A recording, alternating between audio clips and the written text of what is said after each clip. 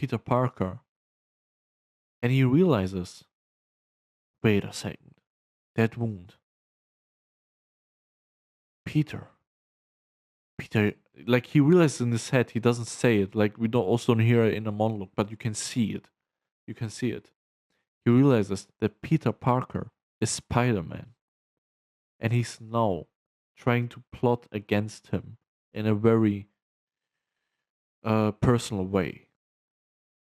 And he also like leaves the Thanksgiving dinner in a very abrupt and not nice way. In the next scene, we see Green Goblin kidnapping Mary Jane onto a bridge. The Green Goblin tells Peter to save Mary Jane. Peter arrives as Spider-Man. The Goblin tells Peter to either save Mary Jane, you love, or save these kids that are on like a cable car, but the cable car has the cable loose from the bridge. So let's Mary Jane go and the cable with the kids go. The cable car with the kids go. He first saves like Mary Jane and then he saves the kids. It's like a long scene basically where he's trying to save the kids and Mary Jane, blah blah. Let's skip forward. So he saves the kids and Mary Jane, but now Norman Osborn, or rather the Green Goblin, grabs Spider-Man. They both go to like an a build an what's it called an abandoned building. They both like fight, and Norman's like losing the fight, and then it's like from changing from the Green Goblin to Norman Osborn again, and he's like, Peter, Peter, you gotta save me. The Green Goblin, he took over me and he did those awful things. He did kill those people. I didn't kill them. You gotta trust me. I was always like a father to you. Now, can you be a son to me? Then Peter tells him, I have a father, and his name is Ben.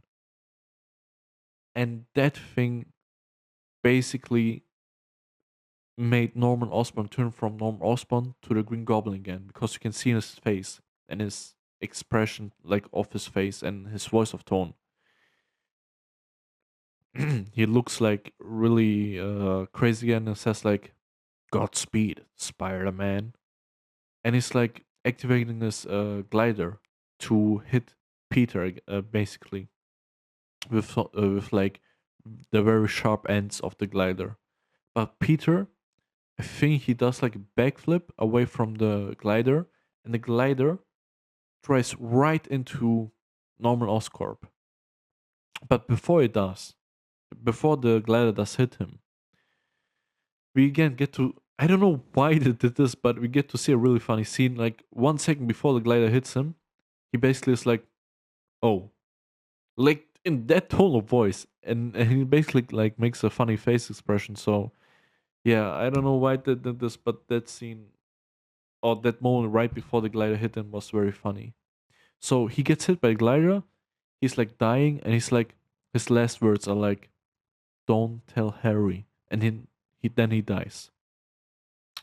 Now we get to see Peter Parker at Norman Osborn's funeral. There's Harry Osborn. He's like really sad and tells Peter, Spider-Man is gonna pay for this because he thinks Spider-Man killed his father, even though the father basically killed himself. In the next scene, we see Peter Parker at Uncle Ben's grave. We also see Mary Jane. Mary Jane's now confessing her love to Peter Parker, but Peter is like, Mary Jane, we can only be friends. But right before that, she kisses him, and then like after the kiss, he tells her, I'm sorry, Mary Jane. I can be your friend, and that's only the only thing I can give." So Mary Jane understands that Peter rejects her, but Peter rejected her because Peter didn't want anybody close to him to be in danger, because he knows if he has like people that he loves and they're close to him, people can use that to use that against him.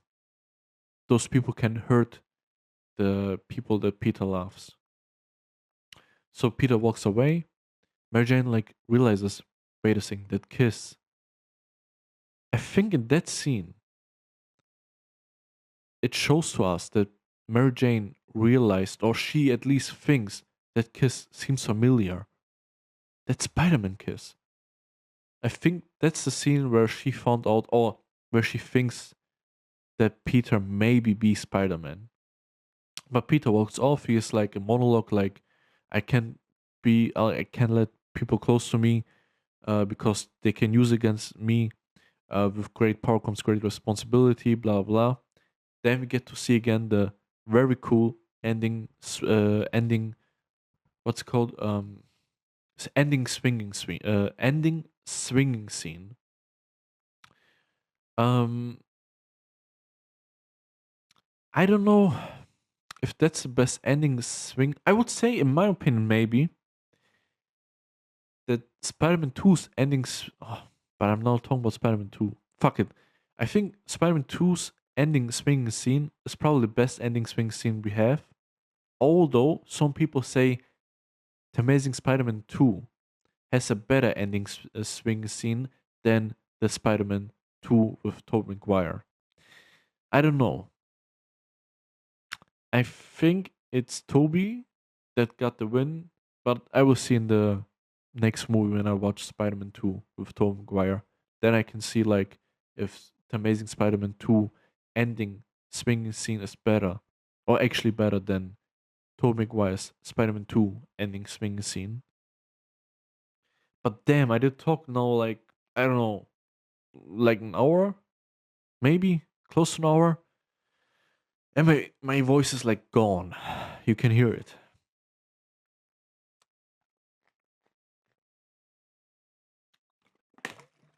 I gotta drink some water. But yeah, um, that's my freestyle review of Spider-Man One with Tobey Maguire from the year 2002. Um, I don't know. Maybe I didn't feel it right now like talking and making video or like freestyle.